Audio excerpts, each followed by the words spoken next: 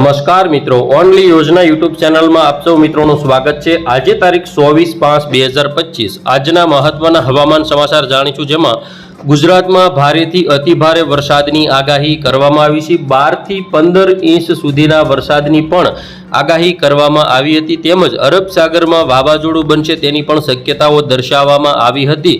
તો અત્યારે હાલ સ્થિતિ એવી છે કે લો પ્રેશર બની અને મુંબઈ આજુબાજુ આ લો પ્રેશર પ્રવેશી જમીન તટ સાથે વિખેરાઈ શકે અને ભારેથી અતિભારે વરસાદ મહારાષ્ટ્રમાં પડી શકે, તેમજ ગુજરાતના દક્ષિણ ગુજરાતના વિસ્તારો, સૌરાષ્ટ્રના વિસ્તારોમાં હળવો મધ્યમ છૂટોછવાયો વરસાદ જોવા મળી શકે।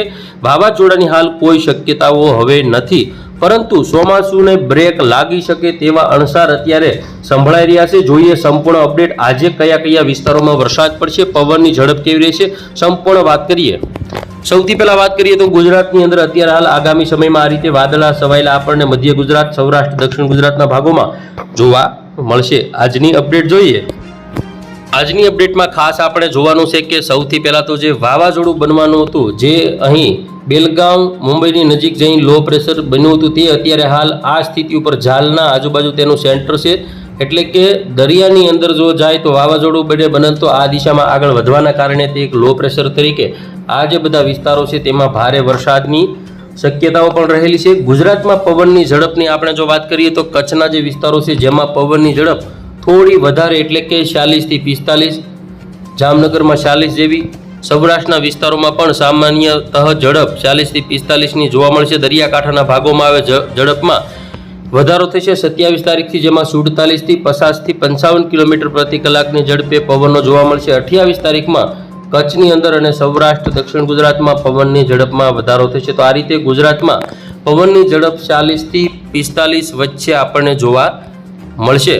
આગામી સમયમાં 31 તારીખની અંદર સૌથી વધારે ગુજરાતમાં પવન ફૂંકાશે, જેમાં ખાસ કરીને 67 કિલોમીટર પ્રતિ કલાક કચ્છની અંદર, સૌરાષ્ટ્રમાં 57 થી 60, દક્ષિણ ગુજરાતમાં પણ 67 જેવી પવનની ઝડપ રહેશે, જે પહેલી, બીજી, ત્રીજી તારીખ સુધી આ રીતે સ્થિતિ 31 તારીખથી જોવા મળશે। કારણ કે સિસ્ટમની જે અસર છે, સિસ્ટમ લો પ્રેશર સિસ્ટમ છે, જેના કારણે ગુજરાતમાં ભારે પવન ફૂંકાવાની કોઈ શક્યતાઓ નથી, પરંતુ સામાન્યતઃ 50 થી 60ની વચ્ચે પવનની ઝડપ રહી શકે, જોટાના પવનો હોય છે।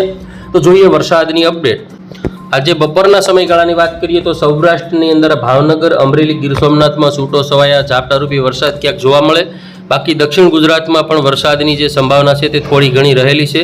આવતીકાલે 25 તારીખની વાત કરીએ તો તેમાં પણ મુંબઈ આજુબાજુ સિસ્ટમ હોવાના કારણે ગુજરાતની નજીક કોઈ વરસાદની સંભાવના જણાતી નથી, પરંતુ 26 તારીખની અંદર જે સમયગાળો છે જેની અંદર ખાસ કરીને તુલસીશ્યામ, રાજુલા, મહુવા, સાવરકુંડલા, ઉના તેમજ તળાજા આજુબાજુના વિસ્તારો તેમજ દક્ષિણ ગુજરાતની અંદર પણ વરસાદની સંભાવના છે, જેમાં ખાસ કરીને જોઈએ તો આપણે ઓલપાડ છે, કાથોર છે, આ બધા જે વિસ્તારો છે સુરત આજુબાજુના, જેમાં સુરત, બારડોલી, તાપી, નવસારી તેમજ બિલીમોરા આજુબાજુના જે ભાગો છે, વાંસદા છે, ડાંગ છે, સાપુતારા, વલસાડ, ભવનાથ, અંબોશી, વાપી, ખાડોલી, કપરાડા, વાની, આ તમામ વિસ્તારો છે દક્ષિણ ગુજરાતમાં, તેમાં ભારે વરસાદ થવાની સંભાવના 26 તારીખે રહેલી છે। 27 તારીખની આપણે બપોર પછીની વાત કરીએ તો જેમાં પણ સૌરાષ્ટ્રની અંદર અમરેલી અને ભાવનગર જિલ્લાની અંદર અમરેલી, બાબરા, વલભીપુર, ભાવનગર, શિહોર, પાલીતાણા, જેસર, બગદાણા, તળાજા, મહુવા તેમજ ઉના, વેરાવળ, રાજુલા સુધીના વિસ્તારો તેમજ દક્ષિણ ગુજરાતમાં અમોદ, રાજપીપળા, ભરૂચ તેમજ સુરત, તાપી, વલસાડ, નવસારી અને ડાંગ જિલ્લાના જે વિસ્તારો છે તેમાં ભારે વરસાદની સંભાવના રહેલી। 28 તારીખની આપણે વાત કરીએ તો તેમાં પણ ખંભાત, વડોદરા, છોટાઉદેપુર, અલીરાજપુર, દાહોદ, ગોધરા, નડિયાદ તેમજ રાજપીપળા, અમોદ આ બધા વિસ્તારોમાં પણ વરસાદની સંભાવના છે, તેમજ દક્ષિણ ગુજરાતના વિસ્તારોમાં પણ ભારે વરસાદ પડી શકે। બાકી સૌરાષ્ટ્રમાં છૂટો છવાયો વરસાદ આપણને જોવા મળશે। 30 તારીખની અપડેટ જોઈએ, જેમાં ગુજરાતમાં હાલ સામાન્ય વરસાદ જોવા મળશે। પહેલી, બીજી તારીખમાં પણ સામાન્ય છાંટાછૂટી નહિવત વરસાદ ક્યાંક પડી શકે। બાકી મોન્સૂન બ્રેક 7 તારીખ સુધી ગણી શકાય। નવી સિસ્ટમ જો કોઈ બને તો 7-8 તારીખથી સૌરાષ્ટ્રના વિસ્તારોની અંદર બોટાદ, ભાવનગર, તળાજા, મહુવા, ખંભાત, વડોદરા, છોટાઉદેપુર, અલીરાજપુર, રાજપીપળા, ભરૂચ આ બધા વિસ્તારોમાં વરસાદ આપણને જોવા મળી શકે। તો આ રીતે ગુજરાતમાં હાલ વરસાદની સંભાવના નહિવત જેવી ગણી શકાય। તો ખાસ કરીને ખેડૂતોએ અત્યારે જે ઉનાળુ પાકોના જે કામો છે થોડા ઘણા બાકી, તે કામ પતાવી લેવા। આવનારા સમયમાં ચોમાસું વિધિવત રીતે 15 જૂન આજુબાજુ ગુજરાતની અંદર બેસવાની સંભાવના છે. કેરળની અંદર ચોમાસું બેસવાની પૂરેપૂરી તૈયારી અત્યારે ચાલી રહી છે. તો આગામી 15 દિવસ પછી ગુજરાતમાં વરસાદની એન્ટ્રી થઈ શકે, અથવા તો જો બંગાળની જે ખાડી છે અને અરબ સાગરની અંદર એકાદ સિસ્ટમ એવી બને કે ગુજરાતની અંદર વરસાદ લાવી શકે. બંગાળની ખાડીમાં મોટી સિસ્ટમ બને તો ગુજરાતમાં તેનો ઘણો બધો ફાયદો થતો હોય છે. હવે આપણે જોવાનું છે અત્યારે હાલ ચોમાસાની જે સિસ્ટમ છે તે ક્યાં છે.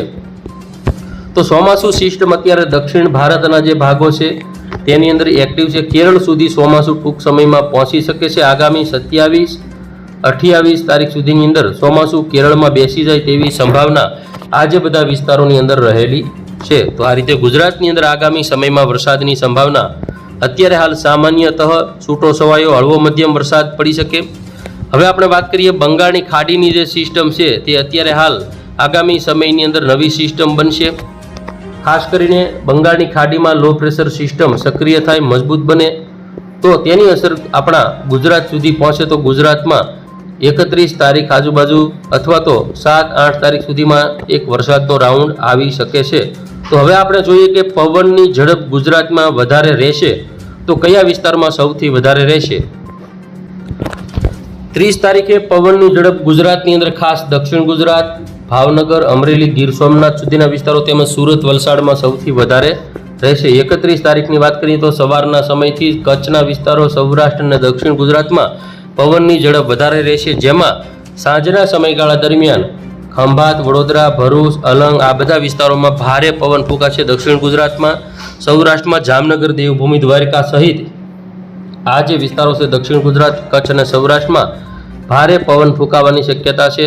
ખાસ કરીને જે આ એક્ટિવિટી એક લો પ્રેશર સિસ્ટમ વધુ મજબૂત બનવાના કારણે થઈ શકે, જે આગામી સમયમાં પવનની ઝડપમાં હજુ ફેરફારો થશે, નોર્મલ પવન રહેશે. વાવાઝોડાની હાલ કોઈ શક્યતાઓ નથી કારણ કે સિસ્ટમ આખી વિખેરાઈ ચૂકી છે.